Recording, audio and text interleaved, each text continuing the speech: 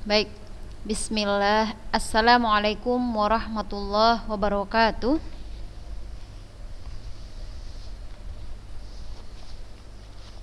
Ya, baik. Yang belum menghidupkan kameranya, dihidupkan kameranya ya. Ustazah mau ngabsen dulu. Ustazah mau lihat dulu kayak mana nih setelah liburan panjang. Makin tembam, makin bahagia, makin seperti apa ini kira-kira nih. Senang kali si Pak Iza dibilang libur ya kan. Kurang Ustazah liburnya, libur aja terus. Kayak gitulah maunya. Ayo yang belum menghidupkan kameranya. Cut, Wina, Rantia, Naziha, Najiha, Rantia. Hidupin lah. Masih 21 orang.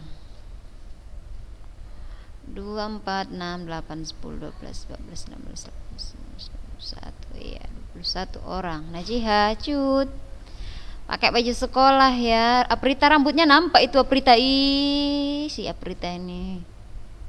Sebelah kanan, sebelah kanan, sebelah kanan.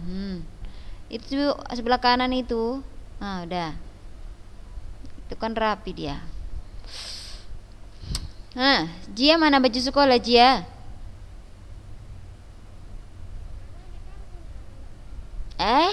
Kenapa gak bawa sekolah? Enak kali ya jalan-jalan itu ya Jia ya. Enak kali memang. Ata? Mana Ata? Pondok bilangnya lah itu. Ata? Di mana baju sekolahnya? Hah? Nggak kedengar loh saja orang mic yang nggak dihidupkan kayak mananya si Purba ini. Di mana ta? Bagus sekali, ganti-ganti. Cepat sebelum kita mulai ganti. Ganti jilbabnya ganti. Salma udah pakai jilbab sekolah itu Salma. Salma. Coba saya tengok dulu Salma, udah baju sekolah itu. Udah kayaknya ya.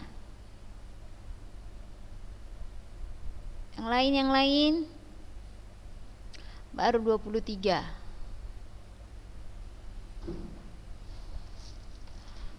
23.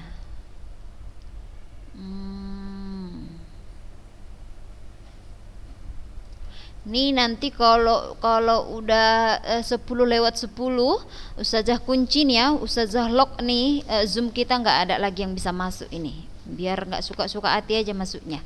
Ustazah lock setelah itu. Nah jadi kepada anak-anak Ustazah, kemungkinan untuk kedepannya nih nanti ada sosialisasinya ya. Kemungkinan untuk kedepannya kita itu zoomnya cuman dikasih batasan waktu 10 menit aja. Maksudnya kayak gini, kita kan mulai belajarnya misalnya jam 10 lewat 10 itu adalah batas terakhir masuk Zoom. Udah di lock, jadi nggak bisa lagi masuk ke Zoom. Jadi biar nggak seenaknya aja tiba-tiba nongol 5 menit kemudian 5 menit sudah mau habis, nggak bisa kayak gitu. Jadi 10 menit sudah mulai start belajar akan di lock ya, akan di lock Zoom kita, jadi nggak bisa masuk lagi, sehingga Ananda semua bisa lebih tertib. Paham ya? Oke, baik. Bismillah. Assalamualaikum warahmatullahi wabarakatuh.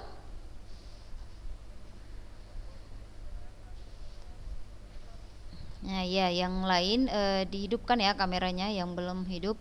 Ini Ustazah lihat yang hadir masih 24 orang. Ustazah masih nunggu yang lainnya. Dan Ustazah ingatkan kembali kepada Ananda semua yang baru masuk Zoomnya ini, di chat ya kehadiran kita biar nanti Ustazah merekapnya dari sini. Alhamdulillahirabbil alamin wahdahu wassalatu wassalamu ala asrafil anbiya'i wal mursalin wa ala alihi wa sahbihi ajma'in, amma ba'du. Alhamdulillah, ucapan yang tidak henti-hentinya kita ucapkan dalam keadaan bagaimanapun, kita harus senantiasa mengucapkan alhamdulillah, syukur kita ke hadirat Allah Subhanahu wa taala, dimana ya bagaimanapun keadaan kita memang harus banyak-banyak bersyukur. Jadi apabila nikmat yang kita dapatkan, maka apabila kita bersyukur, nikmat itu akan Allah tambahkan, ya kan? Jadi mari sama-sama kita sering-seringlah bersyukur. Semakin banyak kita bersyukur, maka Allah akan memperbanyak nikmat itu kepada kita. Sekarang Allah memberikan kita nikmat, masih bisa kita belajar ya, kita masih bisa belajar meskipun dengan cara yang seperti ini.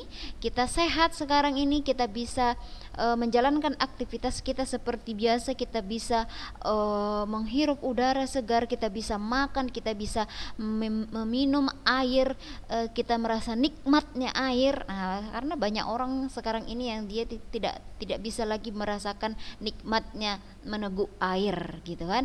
Bahkan ada orang yang tidak tahu lagi bagaimana nikmatnya udara segar, menghirup udara segar. Karena apa? Karena harus menghirup dari tabung oksigen misalnya. Atau bahkan ada orang yang tidak tahu lagi bagaimana nikmatnya melihat pemandangan di luar sana, atau ya pemandangan sehari-hari. Karena apa? Karena dia tidak bisa bergerak lagi bebas seperti kita, karena harus berbaring di rumahnya atau di rumah sakit atau yang lain-lain. Jadi banyak hal yang harus kita syukuri anak-anak usaha. Atau seperti Antuna sekarang ini bisa sekolah, bisa belajar seperti ini, di mana ada beberapa tempat di daerah kita yang dia itu tidak tidak bisa belajar aktif seperti kita sekarang ini. Walaupun sekarang ini kita kan belajarnya cuma 2 jam. Jadi sedikit cerita, berbagi pengalaman, Ustazah bertanya kepada keponakan Ustazah yang sekarang ini kelas 10 lah, kelas 10 SMK di kampung. Jadi Ustazah bertanya, bagaimana belajar kalian di sana? Ustazah bilang, nama keponakan Ustazah ini Tia. Tia, bagaimana belajar kalian? Melalui daring katanya gitu. Jadi sistemnya seperti apa? Jadi dia bilang sama sekali tidak pernah gurunya mengajar mereka seperti ini misalnya, atau kalau dulu kan ada video link YouTube, nah kalian belajar gitu. Jadi katanya kayak mana, nggak pernah kami diajari, kami nggak tahu guru kami cuman setiap hari dikasih tugas, tengok di Google Form, kasih tugas kumpul tugas, kasih tugas kumpul tugas, tanpa pernah diajarin. Lalu saja bertanya, kayak mana kamu bisa mengetahui cara mengerjakannya itu? Udah cari-carilah di internet, ada kamu dapatkan. Saya bilang gitu kan, ya begitulah katanya. Nah jadi seperti apapun kondisinya kita harus bersyukur ya anak-anak ustazah ya. Untuk sekarang ini alhamdulillah pemerintah memberikan kita kuota, jadi kita manfaatkan seperti ini. Jadi gunakan untuk belajar, memang ya, gunakan kuota ini untuk belajar, bukan hal-hal yang lain-lainnya. Jadi janganlah sampai itu Prita, janganlah sampai janganlah sampai belum sebulan udah habis kuota belajar anak ustazah. Kenapa? Ikut dia Zoom meeting,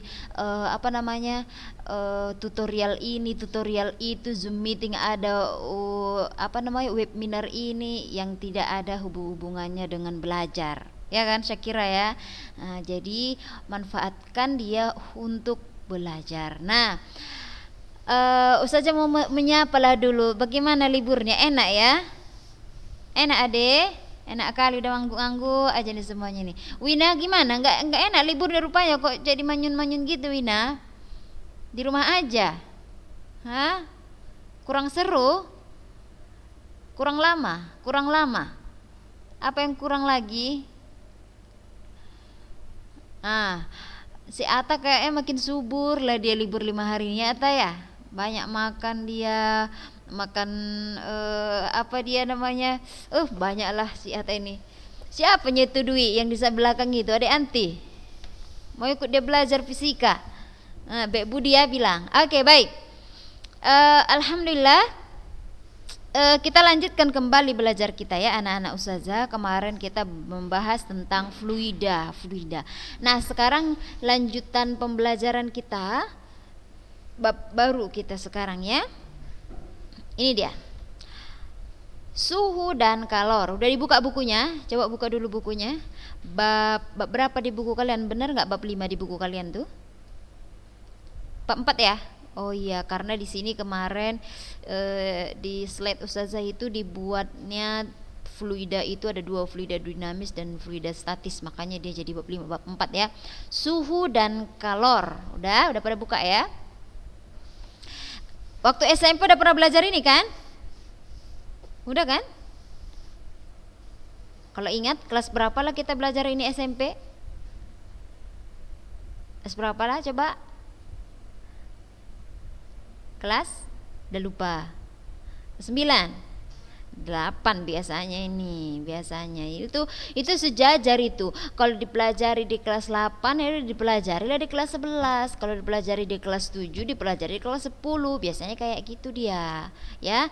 Jadi materinya pun hampir sama sebenarnya, cuma nanti perbedaannya adalah tingkat kedalaman materi yang akan kita bahas tentang suhu dan kalor ini. Oke, baik. Yang belum menghidupkan kamera, hidupkan kameranya ya. Hidupkan kameranya. Kita semua sekarang yang hadir 27 orang. Sekali lagi yang baru masuk biar chat ya, di chat Ustazah untuk kehadirannya. Nah, baik. Suhu dan kalor. Nah, di sini kita akan membahas tentang suhu. Ya, apa itu sebenarnya suhu? Ini kalau dibilang masalah suhu udah sering sekali kita bahas tentang suhu itu apa sih sebenarnya, gitu kan? Jadi kita akan membahas nanti suhu, alat ukurnya, baik dia itu yang menggunakan termometer atau yang lainnya, atau juga zat pengisi termometer. Pemuaian itu kan ada pemuaian zat padat, cair, dan juga gas ya. Lalu tentang kalor, asas Black, lalu dia kapasitas kalor jenis, perubahan wujudnya, dan juga yang terakhir adalah perpindahan kalor, konduksi, konveksi, dan radiasi. Nah, kalau di SMP kan pembahasan kalian itu cuman sebatas termometer misalnya gitu kan, termometer, alat ukur suhu, ada dia suhu ya Celsius, ada dia Kelvin, Fahrenheit, dan Reaumur. Lalu pemuaian juga kalau tidak salah ada itu pembahasannya sedikit ya, cuman materi aja, tidak ada perhitungan kalau nggak salah kayaknya ya. Kalor, asas Black juga dibahas sedikit, perubahan wujud juga, yang biasanya itu kalau di SMP ujian nasional dia tuh buatnya kayak grafik gitu kan, hitunglah berapa kalor dari A ke D misalnya gitu. Perpindahan kalor juga ada konduksi, konveksi, radiasi. Biasanya kalau di SMP yang dibahas cuman pengertiannya aja. Konduksi itu adalah perpindahan kalor ini ke ini, konveksi adalah ini gitu kan. Nah, ini kita akan membahas lebih dalam lagi. Nah, suhu itu kan kalau kita kembali lagi ke pembelajaran kita kelas 10 tentang besaran pokok dan besaran turunan, suhu itu termasuk besaran pokok atau besaran turunan? Pokok, benar. Satuannya apa? Apa satuannya? Ya, Kelvin ya, bukan Celsius. Kelvin, bukan Celsius. Oke.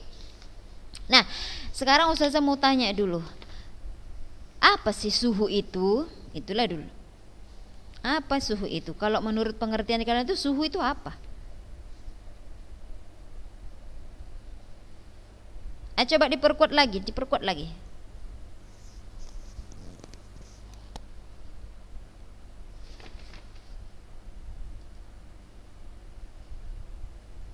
Sungguh siapa sih Andisa Nabila ini?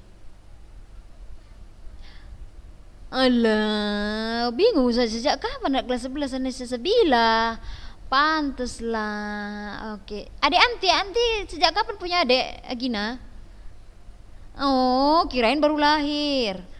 Oh, iyalah ya. Ulangi Gina, ulangi apa tuh suhu?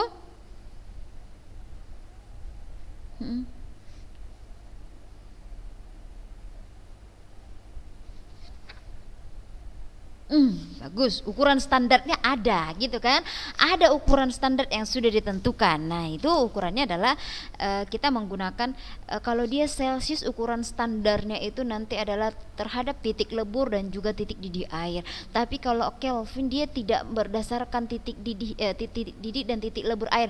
Jadi itu sebenarnya salah satu yang menyebabkan kenapa satuan suhu itu kalau sehari-hari kan, misalnya saya bilang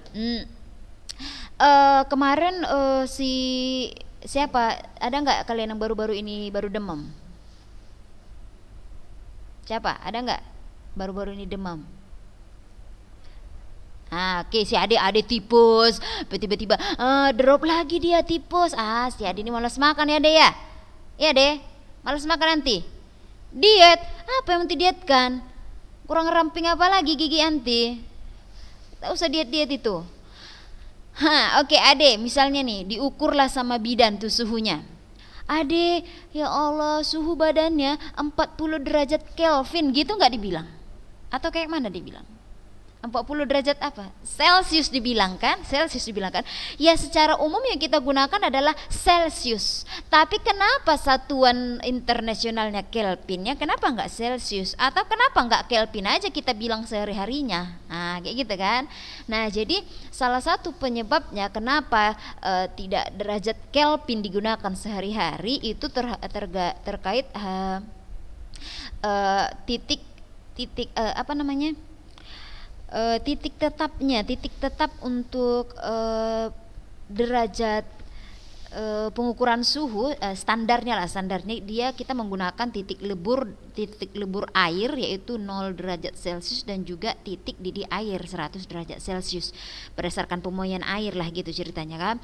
Tapi kalau derajat Kelvin itu dia tidak menggunakan si air ini, tapi dia menggunakan energi kinetik. Nah, maksudnya kayak mana Ustazah? Misalnya nih, ada nggak kalian yang pernah apalah ya Ustazah bilang ya? Misalnya apakah ada di antara kalian yang pernah memaku menggunakan martil? Ada yang pernah memaku? Udah. Kalau misalnya makin lama anti nih menokoknya pakai martil ya. Martil tuh kan terbuat dari besi, baru paku juga dari besi, udah kan? Baru anti tokok sekencang-kencangnya. Dah, habis anti tokok, pernah nggak anti pegang itu martil bekas menokok itu atau si pakunya? Pernah nggak anti terpegang atau gimana? Apa rasanya? Apa rasanya? Panas kan? Kenapa panas ya? Kenapa panas kira? Karena ada gesekan. Ada suhu. Iya benar ada gesekannya. Jadi berkaitan dengan suhu itu. Jadi kenapa bisa panas? Adanya gesekan yang diakibatkan oleh bertemunya dua permukaan yaitu martil dan juga si paku mengakibatkan, ya ingat ya, bahwa semua materi terdiri dari zat, ya kan? Materi itu tersusun atas zat atau partikel gitu kan, partikel baik dia molekul ataupun dia molekul unsur atau molekul senyawa. Jadi si paku itu kan terdiri dari ya atom besi, atom Fe besi. Udah, ketika diberikan gaya yaitu gaya pukulan tadi, maka molekul-molekul atau zat-zat partikel penyusun daripada si paku itu akan mengalami energi kinetik. Energi kinetik itu gerak. Jadi dia partikelnya bergeser melakukan energi kinetik. Gerakannya itu dan juga energi yang dihasilkan karena adanya gaya tadi itu menghasilkan suhu, menghasilkan perubahan suhu. Namanya juga bergerak dia. Kalau kalian misalnya kan si Ade kan lagi diet, dia banyak geraknya, artinya dia mengeluarkan energi kinetik banyak, jadi panas badan kita gitu kan. Nah begitu juga lah dengan kalau kalian menokok tadi, jadi kalian tokolah tadi si paku, maka energi kinetiknya makin besar, energi kinetik yang makin besar mengakibatkan suhunya akan meningkat. Nah seperti itulah dia. Jadi Kelvin itu dia ditetapkan berdasarkan energi kinetiknya, bukan berdasarkan titik lebur air atau titik didih air. Begitu dia. Sedikit cerita tentang derajat Celcius dan juga Kelvin. Nah, jadi sebenarnya anak-anak ustazah mungkin ada beberapa di antara kalian juga yang sudah mengetahuinya ya. Termometer itu bukan cuma satu ya. Kalau yang kita kenal kan mungkin di sekolah yang ini ya, termometer yang dia luarnya gelas, dalamnya raksa gitu kan. Itu termometer yang sehari-hari kita pakai di sekolah. Atau misalnya termometer badan, ya kan? Termometer badan dia alkohol. Ada juga namanya termometer bimetal. Nah, kayak gini dia bentuknya. Jadi ini biasanya untuk mengukur bahan yang terbuat dari logam. Ini namanya adalah termometer bimetal. Ada juga termometer hambatan. Jadi ini untuk mengukur ya tegangan lah, besarnya suhu tegangan. Biasanya digunakan di pabrik-pabrik dia yang suhunya mencapai 1000 derajat Celcius biasanya ya. Nah ada juga namanya adalah termokopel. Nah, pokoknya ini semua adalah untuk mengukur suhu. Jadi kalau dibilang termometer bukan cuma termometer yang kita kenal itu aja ya, banyak yang mau diukur, dan bukan cuman yang buat untuk zat cair, bukan. Jadi ada dia untuk logam, ada dia untuk tegangan atau hambatan, ada juga termometer untuk gas, ada juga namanya pirometer. Nah, atau yang sekarang ini yang paling ngetren apa? Apa yang paling banyak? Apa namanya tuh? Apa?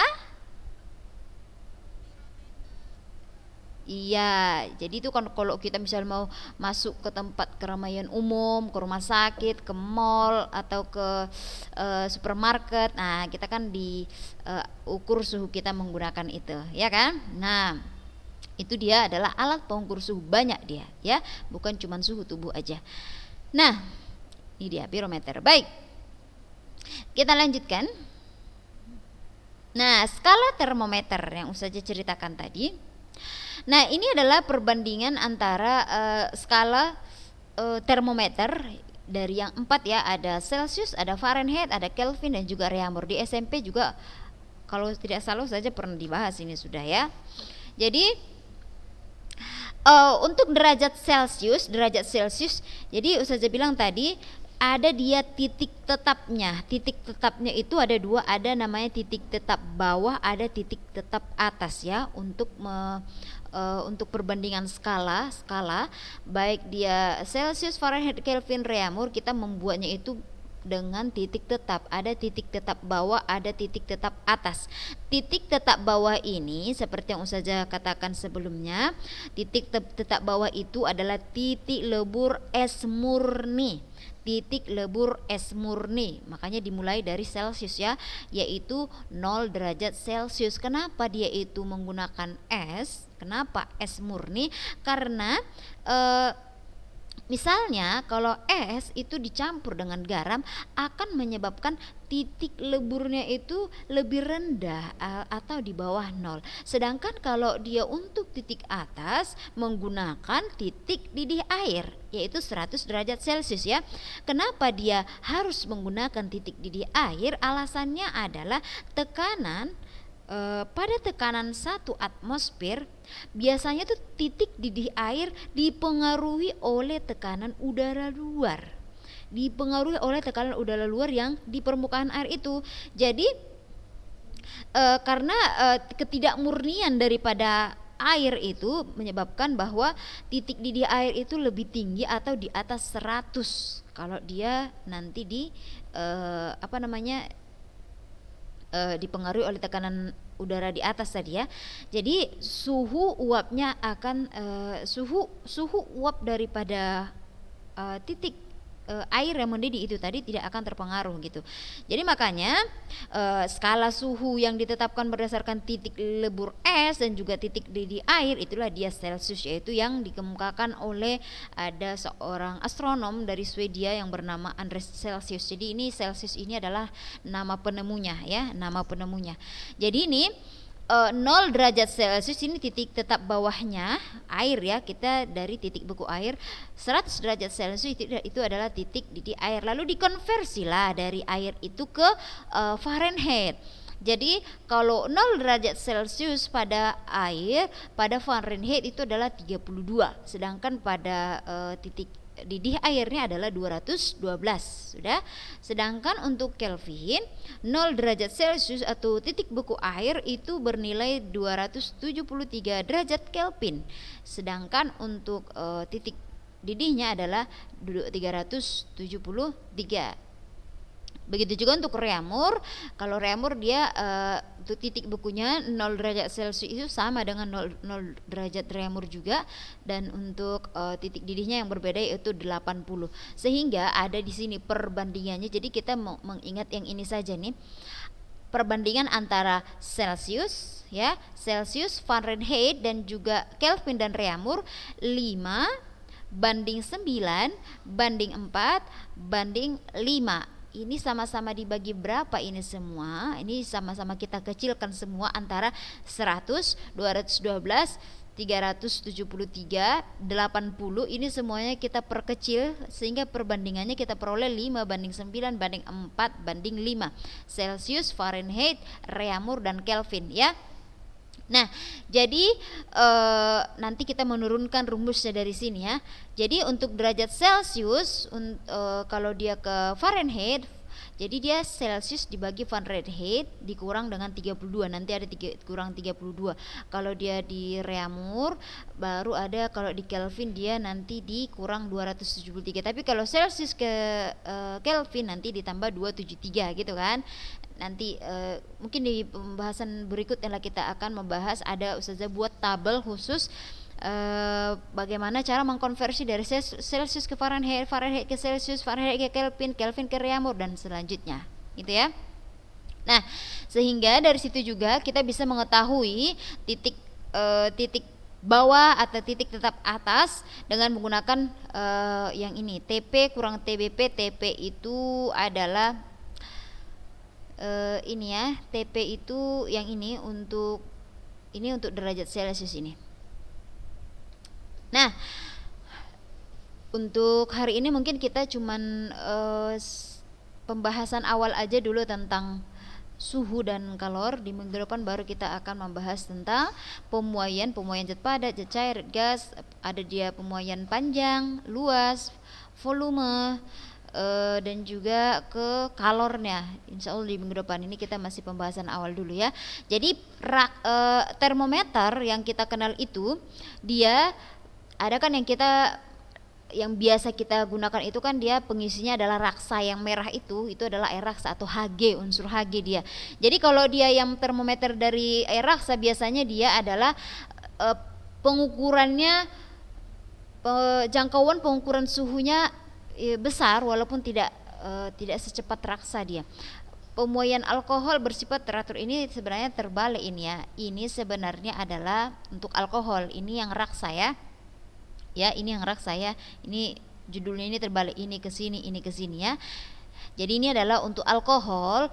Apabila termometernya pengisinya adalah alkohol, jangkauan pengukuran yang besar tapi dia tidak secepat raksa, maksudnya reaksinya enggak secepat raksa. Kalau raksa itu kan kita pegang aja ujungnya langsung naik set gitu. Dan juga alkohol itu namanya alkohol itu kan dia gampang menguap ya. Pemuaian alkohol itu bersifat teratur atau linear terhadap kenaikan suhu. Sedangkan kalau raksa yang biasa kita gunakan dia itu cepat memuai, jangkauan pengukuran yang besar, dan juga raksa itu tidak akan membasahi dinding tabung sehingga ya tidak akan ada yang tersisa gitu. Dan juga dia pemuaian raksanya teratur atau linear terhadap kenaikan suhu. Adapun kekurangan daripada alkohol, ini alkohol ya, Ustazah ulangi ini terbalik ya judulnya ini. Kalau kekurangan alkohol itu dia titik didihnya rendah dan juga alkohol itu membasahi dinding gitu. Sedangkan kalau dia air raksa itu kan dia memang jauh lebih mahal. Kalau alkohol kan murah, cuman kita beli yang ukuran 100 ml harganya cuman 15.000 ya kalau nggak salah. Kalau alkohol itu jauh lebih mahal tapi beracun. Nah, berbahaya nih, beracun. Dan juga raksa tidak dapat digunakan untuk mengukur suhu yang sangat rendah. Jadi cuman dari, kalau kita lihat termometer kita itu cuman dari ya 0 sampai 100 lah gitu. Kalau udah di bawah dia tidak bisa lagi mengukurnya gitu. Nah, insya Allah nanti di minggu depan kita akan membahas, ini waktu kita sudah habis ya anak-anak Ustazah ya. Di minggu depan kita akan membahas tentang pemuaian zat padat. Ada pemuaian panjang, ada pemuaian luas, volume ya. Begitu juga untuk aplikasinya. Dan Ustazah mengingatkan kembali kepada anak-anak Ustazah yang belum selesai remedial. Kemarin ada juga yang belum, Ustazah rupanya belum remedial. Ya udah selesai waktu remedial kita ya, kimia ataupun fisika udah selesai waktu remedial kita. Nah jadi udah masuk nilainya, udah selesai. Jadi untuk kedepannya anak-anak Ustazah agar tidak sepele terhadap ujian-ujian, jadi ikutilah jadwalnya, ikuti jadwal yang sudah ditentukan. Jadi janganlah pula ya gara-gara Ustazah ini saya mau pesta tidak ujiannya, jangan seperti itu. Ini masalahnya sekolah ini. Janganlah pula kalian lebih mementingkan pesta, kondangan dan lain-lain daripada ujian. Nih kalian tanggung jawab pertama kalian adalah untuk belajar dulu, ya. Nah, sebelum Ustazah tutup, any question? Ada pertanyaan dulu di sini?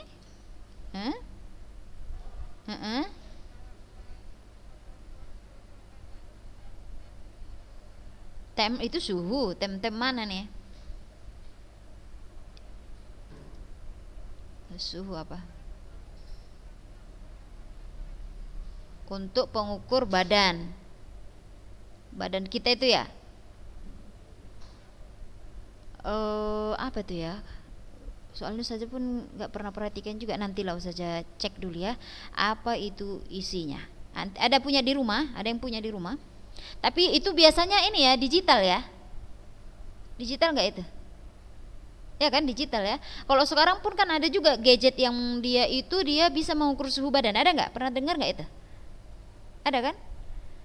Bahkan ada juga sekarang itu misalnya kayak orang-orang tuh kan sekarang mau menemukan apa namanya, banyak penemuan-penemuannya gitu. Ada juga yang dia misalnya kayak jam tangan itu bisa mendeteksi badan kita itu lagi panas, lagi sakit atau seperti apa, banyak. Jadi pengukur itu sekarang tuh bukan cuma yang ini, banyak sekarang yang digital juga bisa digunakan. Nanti lah saya cek dulu ya kalau itu bahannya dari apa. Ada lagi pertanyaan? Sudah? Oke, baik. Ustazah harap silakan dibaca dulu, dibaca-baca bukunya tentang pemuaian tadi itu ya. Kita lanjut di minggu depan. Barakallahu fikun. Ustazah ini dulu ya, bentar ya. Ustazah mau copy dulu ini kalian. Apa namanya? Chat kalian. Sebentar ya.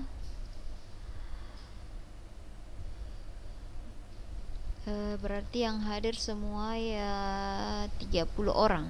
Berarti kalian berapa kalian semua? 36 ya? Oke, 36. 36. Berarti yang hadir itu ada 30 orang. Berarti 6 orang tidak hadir ya. Oke, baik. Apa tadi mau Ustazah bilang ya? Lupa Ustazah. Apa ya? Lupa Ustazah. Oke, nanti aja lah kalau ingat lagi saya sampaikan ya.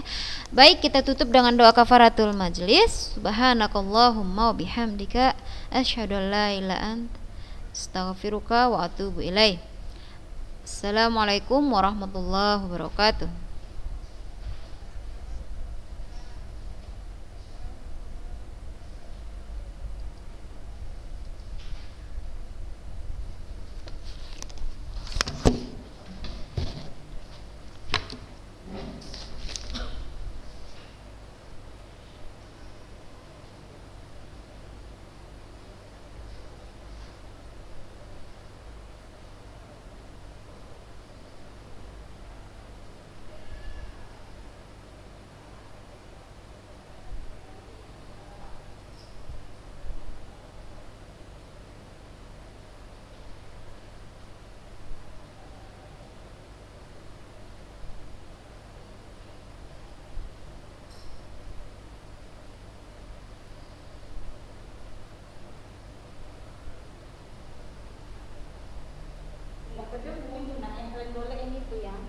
Belum sampai ke situ tadi di satu.